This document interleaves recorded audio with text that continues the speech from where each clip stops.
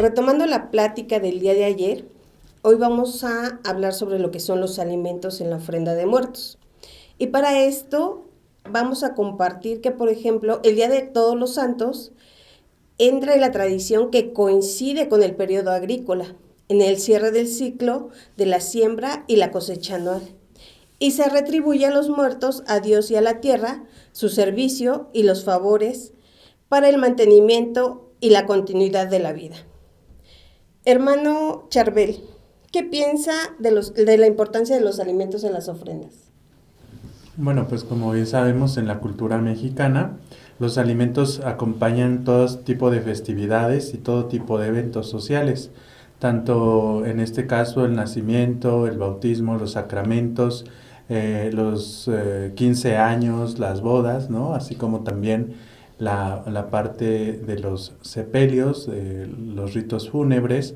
El hecho de compartir el pan, la sal, el alimento es el hecho de convivir, el hecho de ser parte de una comunidad. Y también en este acento de las cosechas, pues tiene que ver con el compartir el fruto del trabajo, ya que comúnmente en el campo pues son las familias las que aran el campo, siembran, van regando y cosechan estos frutos. Es la recompensa del trabajo obtenido.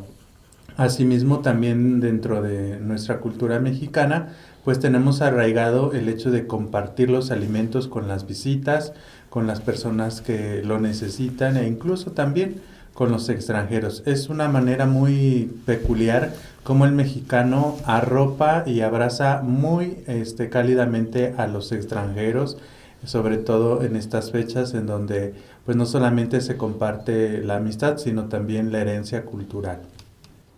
Muchas gracias, hermano Charbel. Hermano Josué, ¿qué nos puede compartir usted sobre estos alimentos? Bueno, como ya lo decía el hermano Charbel, pues es un momento de festividad en el que pues en esta cultura, en nuestro país, pues no nos ponemos tristes, ¿no? No es un momento para entristecernos o deprimirnos, sino que nos alegra que nuevamente nuestros seres queridos que ya se nos han adelantado, pues vuelvan nuevamente, regresen después de un largo camino, y por eso es que pues pues todos estos alimentos que se colocan en el altar pues son parte de lo que a ellos les gustaba, y cada una de las pues elementos que lo conforman pues tienen un sentido.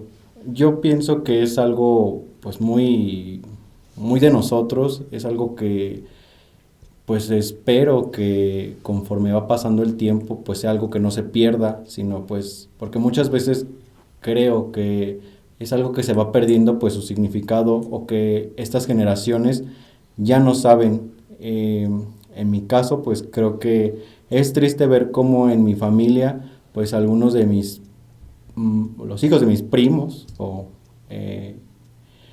pues ya no lo colocan, o ya no colocan una ofrenda. Al menos el hecho de colocar una vela, colocar algo que sea significativo para ese día, y saber que los que ya no están pues se siente nuevamente su presencia, pues al menos nos alegra, y esto es lo que yo creo que no se debe de perder. Muchas gracias, hermano Josué. En torno a esto que nos menciona el hermano Josué, que es una tradición familiar en donde ocasionalmente había un mes de preparativos para este Día de Todos los Santos, cada uno de ellos manejaba un ritual. Hermano Joel, ¿qué nos puede compartir de estos rituales? Sí, siempre, o al menos yo me he dado la tarea de ver cuando voy a la cocina que cada alimento tiene como su ritual, tiene como su momento como el programarlo, el estudiarlo, después el ir a recoger los frutos mismos que va a conformar el platillo, y luego de ello la preparación, que tiene todo una mística propia cada platillo, y también ya al final al ofrecerlo, al servirlo. Y yo recordaba en este sentido, en el altar de muertos, pues cada platillo, cada comida que se coloca en el altar es un sabor propio de aquel ser querido que nos evoca, que nos une, que nos trae aquella nostalgia de este ser que ha partido. Y entonces el ofrecer la comida, al menos en mi pueblo, cuando una persona llega a visitar a otra, lo primero que se le hace es ofrecerle un vaso de agua, un refresco, una botana, o lo mismo de la comida. Es chistoso cuando llegas a una casa y te preguntan, ¿ya comiste? Y entonces esto me recuerda, o lo comparo con estas ánimas en este 2 de noviembre y los niños el 1, el Día de Todos los Santos, decirles, abrirles las puertas de nuestro hogar y decirles, ya comieron, ya vinieron, ya están aquí, compartamos, porque el alimento congrega. Y partamos desde la parte religiosa, pues la mesa eucarística, el sacramento de Cristo, que es una cena que de ahí nos congrega, nos hace uno con Él, nos da la salvación. Pues en este altar de muertos, esta mesa, este altar también congrega a los que han partido y a los que estamos ahorita en esta tierra. Y esta mística de preparación pues es muy, muy importante, porque así le imprime el alma del vivo, que se la ofrece al difunto, y el difunto que la toma, por así decirlo, la degusta y la comparte con el vivo. Muchas gracias, hermano Joel.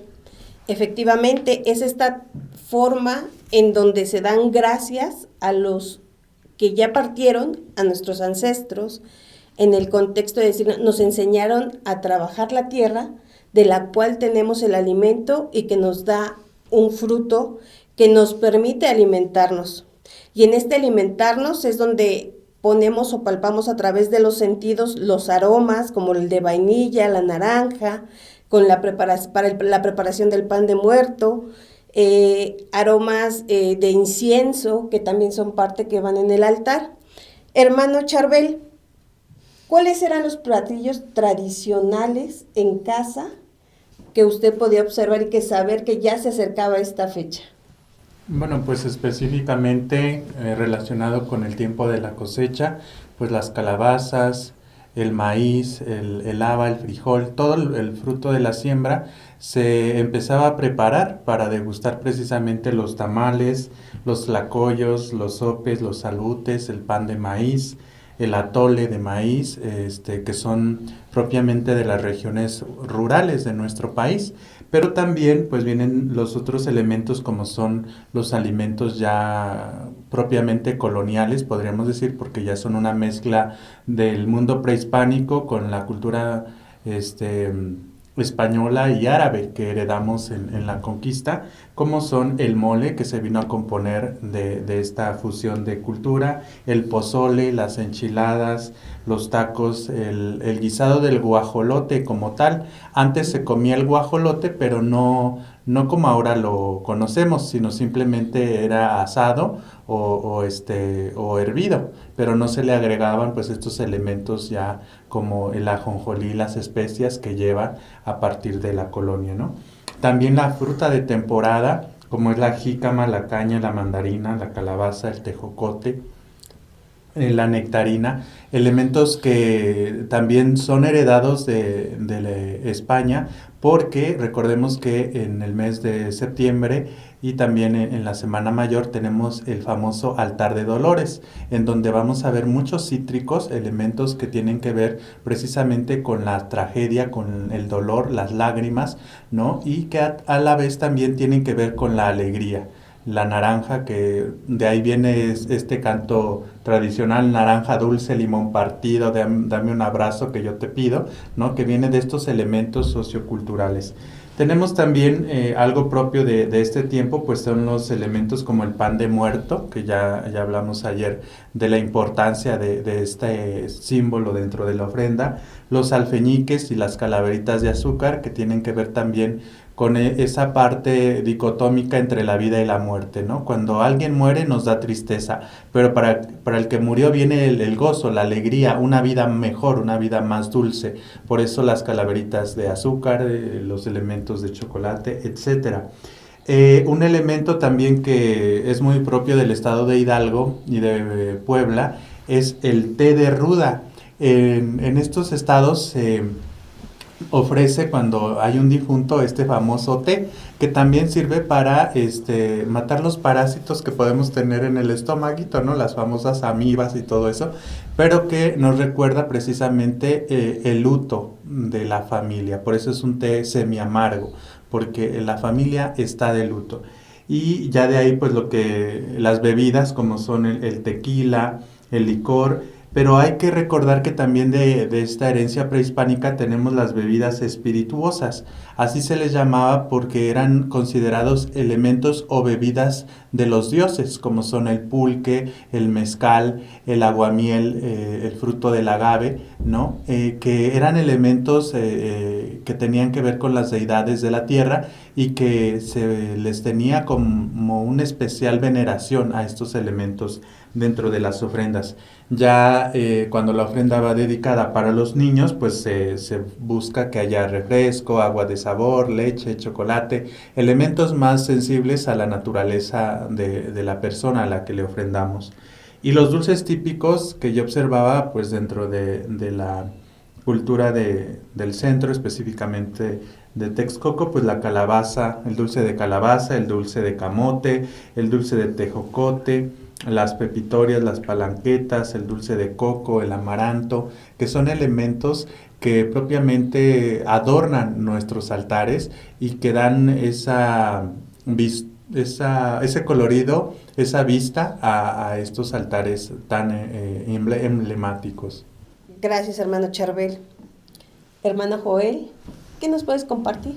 Sí, ahorita escuchando al hermano Charbel, yo recordaba que en alguna ocasión ahí en Guanajuato, en la región Guanajuato, un poco hacia Michoacán, en alguna ocasión fui a ver un altar de muertos y entonces me causó admiración y gusto a la vez ver que antes de entrar a donde está el altar de muertos, a la pieza, antes de cruzar el dintel de la puerta nos colgaron una vasija pequeña.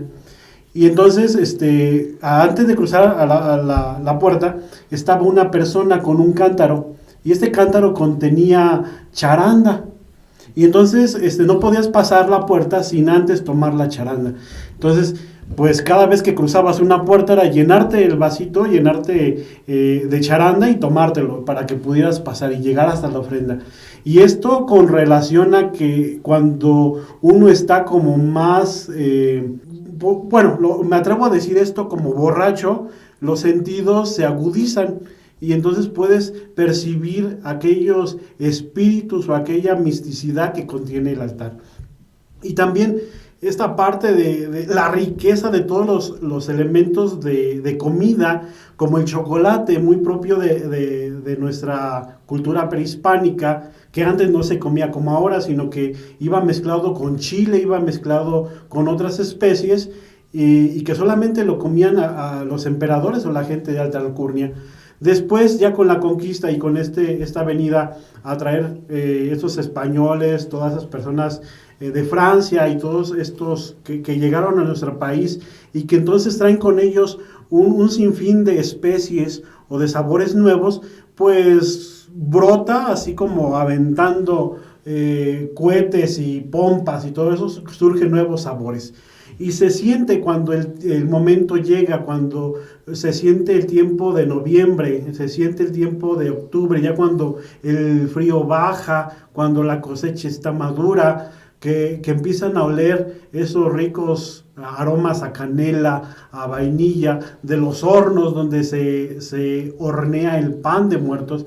Este pan de muertos que tiene muchos elementos dependiendo de la región, que algunos son en figura humana, otros son redondo, con algunos simulando unos huesos que lo adornan, el azúcar espolvoreada, algunos otros son rostros de personas, algunos son tipo tamales, y un sinfín, ¿no? Cada región le imprime a este pan de muerto, que así se le dice pan de muerto, pan para la ofrenda, le imprime ese distintivo característico de la región, con ingredientes muy propios. La calabaza no como en el Halloween que viene y nos asusta, sino la calabaza que se come, la calabaza que es rica, Yo recuerdo que en mi pueblo un señor que vivía cerca de casa y que se dedicaba a hacer dulce de calabaza, nosotros pues como niños siempre íbamos a hacerle travesuras y en una de ellas a veces nos sentaba y nos daba dulces de calabaza o de chilacayote. Y cada vez que nos sentaba, él nos platicaba que en este tiempo, al hacer los dulces, al partir la calabaza o el chilacayote, ya que el chilacayote tiene las semillas negras y la calabaza blancas, sacaba las semillas como de las entrañas de la tierra, haciendo semejanza estos hilitos que tiene la calabaza, y cada semilla rezaba un Padre Nuestro. Un Padre Nuestro que ayudaba al difunto, porque su producto terminaba siempre en los altares de muertos. Y era como rezar por el difunto al que se le ponían estos dulces que él elaboraba. Y entonces decir, no solamente mi trabajo de hacer dulces es solamente material, sino también lleva esa parte espiritual y de ayuda por las ánimas, ya que recordemos que también la iglesia nos dice, oremos por nuestros difuntos, no los olvidemos. Y así cada comida tiene su proceso espiritual, místico, fantasioso, que nos conecta, hace el conecte de nuestra alma con aquella que viene a visitarnos de nuestro difunto. En un recuerdo familiar, ¿no? Y en este contexto social en donde todos vamos conviviendo y expresando. Hermano Josué, ¿qué nos puede decir? ¿Cuál era el ingrediente que más le agrada, que más le llama la atención en esta temporada? No recuerdo bien el nombre, pero bueno, mi mamá siempre en la ofrenda pone... Ese es, un elemento que junto con las flores y las frutas, todo el conjunto de toda esa mezcla como decía el hermano Joel, uno sabe cuando ya se acerca estas fechas importantes, al menos para nosotros, que no son, o son, no sé, algo que pues lo festejamos de una manera en la que agrada el día que, bueno, mi cumpleaños es al día siguiente, entonces a mí pues es algo que, ya puedo tomar de los dulces, de lo que ofrecimos, lo que pusimos, pero no sé, siento que es algo que no podría olerlo yo quizá en otro país, en otro lugar, es algo propio de nosotros, que pues se junta, se mezcla, pero en realidad hay como un cierto, no sé, no me da miedo, vamos, yo al menos sí, es como si sintiéramos una presencia de realmente que vienen, que llegan, se siente, no sé, no es como se me pone la piel de gallina, ¿no? Sino como el recordar. Yo hace poco que perdí a mis abuelos, anteriormente cuando poníamos la ofrenda, pues se ponía para los abuelitos de mi mamá, era gente a lo mejor que yo todavía no conocía, sin embargo, creo que ahora cuando yo coloco algún platillo, alguna fruta, a mi abuelita pues le gustaba mucho pues cocinar con todos los chiles. El sabor al chocolate, el sabor a cuando ella nos hacía unas pues tortillas así a mano y en el comal con lumbre, vamos, no las hacía en el gas. Todo eso a mí me recuerda a ella y es una forma de traerla, no sé, creo que a lo mejor no es como el olor a muerto, pero sí es el olor a saber que ellos están aquí. Al menos yo así lo sentiría, como que toda esta mezcla de sabores, de olores, de todo lo que cuando colocamos en la ofrenda, que no todo en todas las regiones cada una tiene su propio estilo, ¿no? Sin embargo, yo creo que cuando se fusiona todo eso, es como si ellos estuvieran ahí. Y eso es lo que lo que yo recuerdo, lo que a mí vamos, ¿no? Lo que más recuerdo con alegría o me llena de saber en estas fechas que pues no sé, ya no hay como, pues volver atrás y recordar que se fueron, sino saber que nuevamente están aquí entre nosotros. Ahorita que el hermano Josué ha hablado de esta parte de la leña, pues yo recuerdo el fogón, y este fogón que tiene una parte central en la preparación de los alimentos, ya que recordemos que en los ranchos, en los pueblos de donde yo vengo, que es un rancho, alrededor del fogón se congrega la familia, alrededor del fogón se hace la comida, alrededor del fogón se comparte, alrededor del fogón se platica, alrededor del fogón se pasan horas y horas hablando de un tema, hablando de otro, contando leyendas, haciendo ese día o esos momentos muy agradables.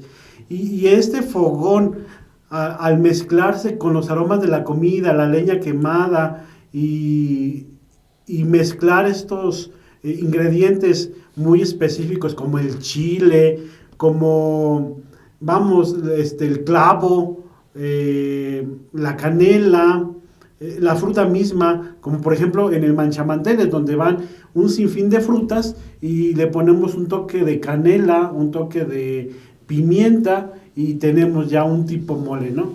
Y entonces también el fogón funge de manera especial el momento de congregar desde la preparación de los alimentos. También es interesante conocer, allá por mi pueblo, por mi región, está una zona, ¿no? Una zona arqueológica donde hay un movimiento simbólico para cuando uno visita los altares de muerto. Y este movimiento simbólico pues tiene que ver con los alimentos. Eso es lo que ahorita se me viene a la mente y es lo que yo puedo decir de esta parte del fogón. Hermano Charvil, ¿qué hay de verdad en esta parte en que se pierde el sabor de los alimentos de un día para otro cuando pasan nuestros fieles difuntos? Pues recordemos que al ser esta una tradición heredada y que cada familia le va dando su propio toque y elemento, lo que es muy peculiar es esta parte. ¿Cómo es que sabemos que los difuntos vinieron a visitarnos? Bueno, pues la comida pierde el sabor y aunque tú la recalientas, le tienes que agregar otra vez un poquito de sal, un poquito de especie para que vuelva a retomar un poco el sabor. Los antiguos personajes de nuestra historia, nuestros abuelos y nuestros ancestros decían que precisamente el día 1 y 2 de noviembre las almas de nuestros fieles difuntos tomaban el aroma de los alimentos, ya que para ellos, al ser seres espirituales, pues ya no pueden probar los alimentos de manera material como nosotros. Entonces lo único que se llevaban era la esencia. Y el incienso, pues yo creo que aquí tiene que ver un poquito precisamente con el que los alimentos pierdan esa esencia, ya que el incienso termina por ser también un purificador del ambiente. Entonces muchos de estos elementos se mezclan con la ceniza del copal y todo eso, entonces van perdiendo elementos, pero sin en cambio, pues como dirían en mi pueblo, pues yo no creo ni dejo de creer, o sea, cada quien tiene esa experiencia. De hecho, en mi pueblo hay una famosa leyenda del señor Tatema. El señor Tatema era un leñador que no creía que los difuntos venían el día 1 y 2 de noviembre. Entonces, su esposa le dijo que, pues, un mes antes le dijo que fuera a cortar leña para que ellos pudieran vender y así pudieran ellos poner la ofrenda. El señor se negó a hacerlo, pues ya que le dijo que eso era un invento de la gente para gastar dinero. Entonces la señora lo único que puso fue un pollo que mató de granja, un pollo de granja, y unos cuantos zocotes porque no le alcanzó para ceras, ¿no?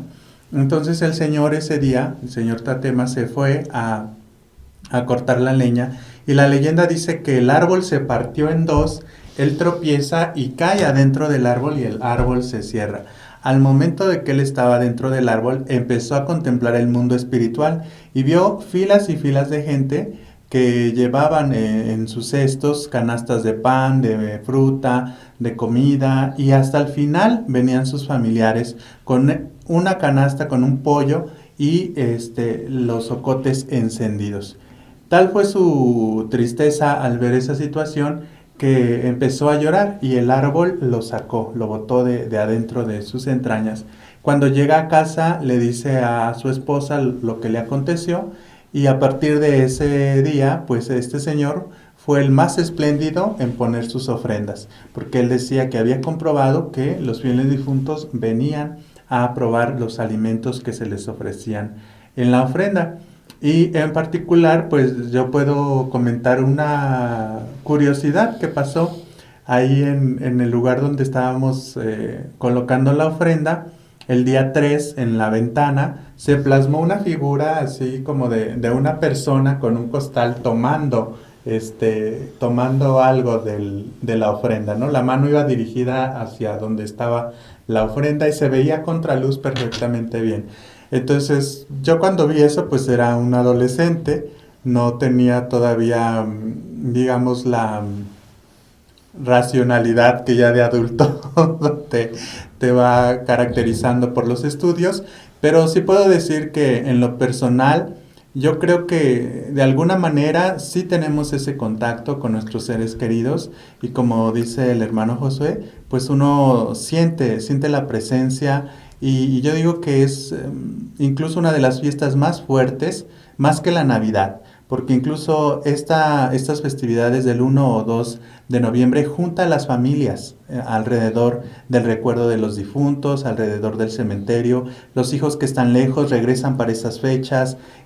Hay como mayor unidad, sobre todo en las partes rurales de nuestro país, que es donde se conservan las tradiciones de una manera esplendorosa y que debemos de fomentar también. Yo al mudarme del pueblo a la ciudad y luego a otra ciudad más grande como es aquí Izcalli, pues noto eso, que tristemente a veces nos vamos alejando de estas tradiciones de nuestras familias, pero que mientras nosotros lo tengamos presente, incluso pongamos un detallito significativo en nuestro altarcito particular, pues encontramos esa paz, ese consuelo, esa alegría de reencontrarnos con la memoria de nuestros fieles difuntos. Gracias, hermano Charbel. En referencia a esto que nos está mencionando el hermano, entonces, hermano Joel, ¿nos podría compartir en esta parte en donde se entierran los frutos, que se puede decir enterrar y desenterrar, y que de estos frutos se hacen conservas?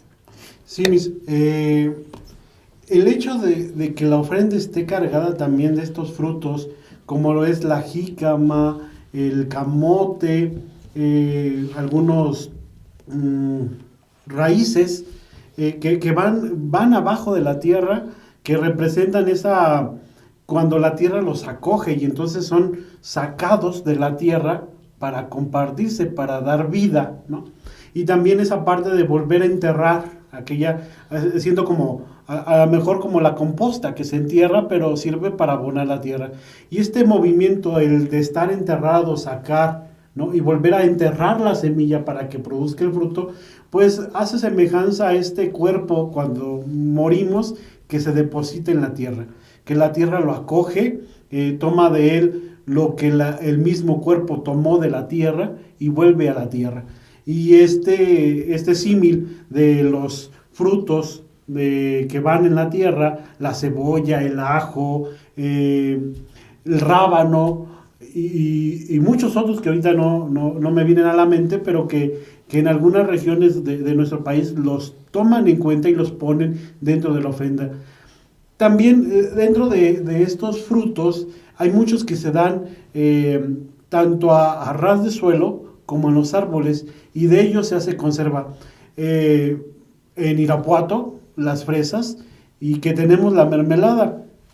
Y esta mermelada, por ser color roja, en mi pueblo, va mucho en los altares de muerto, tanto por la abundancia de fruto como el semejarse a la sangre, ¿no?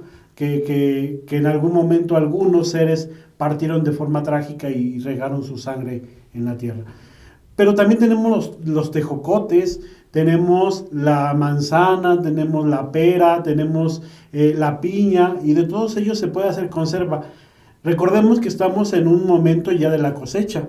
Recordemos que ahora viene el invierno y nuestros antepasados y aquellos que saben de agricultura, pues es recoger la cosecha y entonces guardarla y conservarla para que no nos falte el alimento en el momento en que el invierno arrecie, porque ya no habrá el fruto, sino que el fruto ya fue dado por la tierra, por la madre, ya nos dio lo que tenía que darnos la tierra para vivir. Y también este altar de muertos es celebrar la cosecha junto con nuestros seres que ya se nos adelantaron.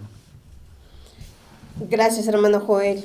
Hermano Josué, ¿considera que es importante poder colocar una ofrenda con la familia como haciendo recuerdo de aquellas personas que se fueron, como nuestros abuelos, en algunos casos padres de familia, recordándolos y recordando aquellos buenos momentos que tuvieron? Sí, bueno, yo creo que es un elemento que no es comida, pero se coloca una fotografía, alguna imagen, y bueno, pues es como, no se pone cualquier fotografía, ¿no? Sino pues aquella en la que la persona que ya se nos adelantó, pues estaba en sus mejores años, una fotografía quizás sonriente o algo que nos evoca en algún momento en el cual pues se nota aquel momento de felicidad o que nos recuerda algo que compartimos con esa persona.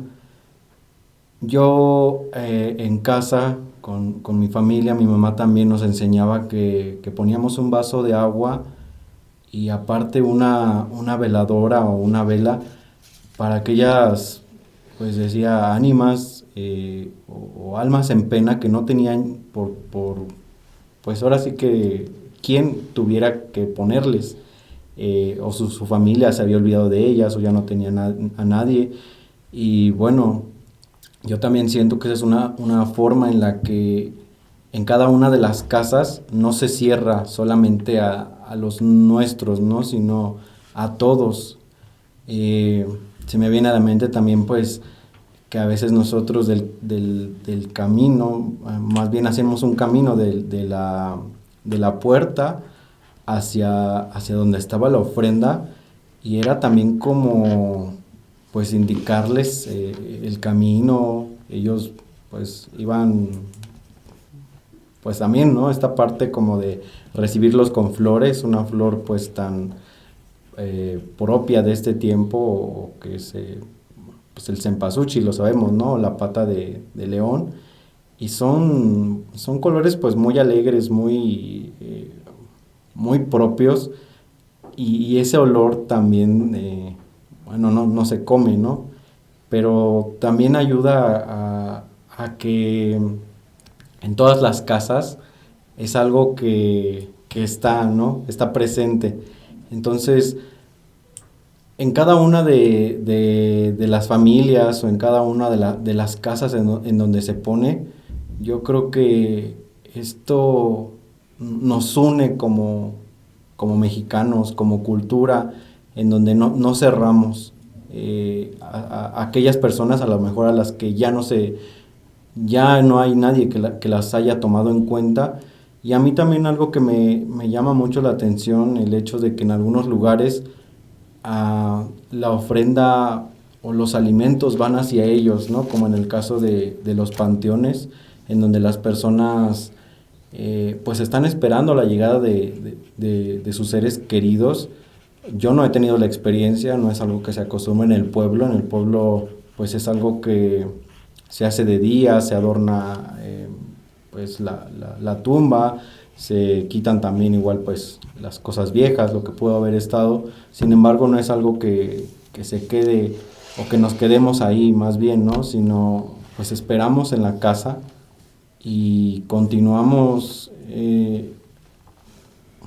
pues yo creo que para no perder aquellas tradiciones o costumbres que son propias de nosotros, y esperando que pues no se rompa esto, ¿no? Que es algo pienso que no es algo que si se queda ahí, pues ya no podrá, pues nuevamente poder llegar a nosotros. Gracias, hermano Josué.